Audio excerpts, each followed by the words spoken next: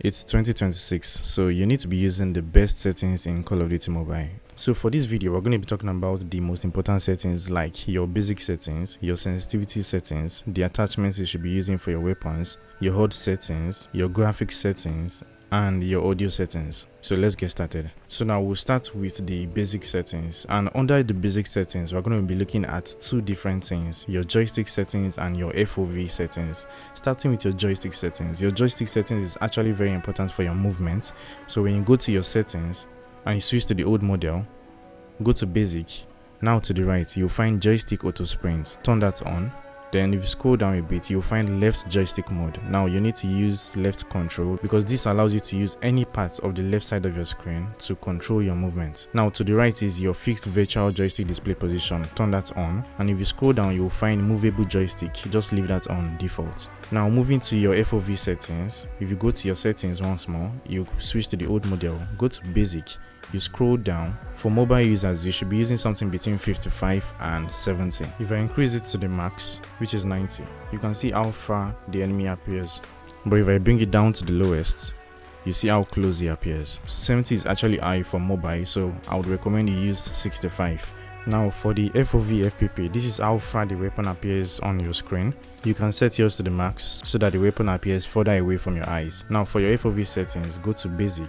After scrolling down, you'll find Sync ADS FOV to scope zone. I recommend that you turn that on because having that on gives you a better sense of control when it comes to shooting at targets. You will just find your gameplay to be extremely stable once you start using Sync ADS. Still under your basic settings, when you scroll down, you'll find your ADS mode. Now, what you should be using is tap and hold to ADS. What this does is to allow you use your scope button, this button right here.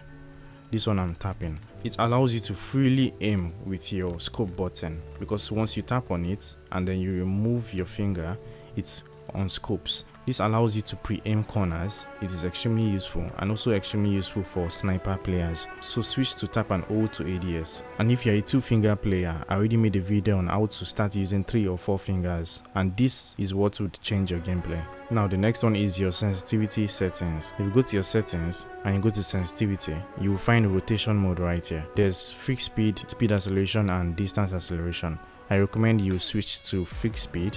I always recommend fixed speed because it allows you to be very consistent with your shots. So now here's what fixed speed does. If I turn like this, this is where I end up before I run out of space on my phone. Even when I move extremely fast, I still end up in that same position. It doesn't matter how fast or how slow I swipe, I will always end up in that position. But with speed acceleration, the faster I go, the more I will turn. You can see I just made more than 360-degree turn just now. But the slower I go, the less I will turn. But if I go fast, I will turn extremely fast. If I go slow, I will turn slow. So that's just what speed acceleration does, and it is not consistent. That is why I recommend using fixed speed because it gives you consistency. It allows you to build muscle memory for your gameplay. Still under your sensitivity, you should always make sure your ADS sensitivity and your red dot sensitivity or any other scope feels the same. This is a scope. You can see I am aiming down sight with it. The sensitivity that I'm using right now is called the red dot sensitivity, but if I use a normal weapon, this one is called the ADS sensitivity. You need to make sure the two sensitivities feel the same way and they match. You can only do this by coming into the firing range and testing it out for yourself. When you move from left to right with one sensitivity, you need to be able to move from left to right also with that same sensitivity. Both sensitivities can either match or be extremely close in value. Now for your attachments, your main focus should be on accuracy. How do you get accuracy? By reducing the ADS bullet spread. Now if you use attachments that help you to reduce the ADS bullet spread, for instance, look at this attachment. It gives you minus 9.2% ADS bullet spread. In 2026, your focus should be on improving the accuracy of your weapon, and by reducing the ADS bullet spread, you can actually make it more accurate. Now the next one is your graphics settings. Now if you come to your settings and you switch to the old model, go to audio and graphics, you will find graphic quality and frame rate. Always make sure you are using the highest frame rates. You can see right now I'm currently using ultra. Use the highest frame rate And if your phone can handle more graphics, that is completely fine. And I would strongly suggest you use the lowest graphics. This makes sure your frame rate will be extremely stable so that you don't get frame drops while you are in a match. It makes sure that your gameplay is extremely smooth. Now the next graphic setting you can take a look at is the custom graphics. If you come to your settings and you go to audio and graphics, when you scroll down you can see customize color. Now when you click on go, this is a custom color that I currently have. If you want to adjust it, you can always tap on advanced, then adjust it right here. Just know that the shadows are for dark areas, and then the midtones are for the main image, like your player model, your weapons, and most of the map.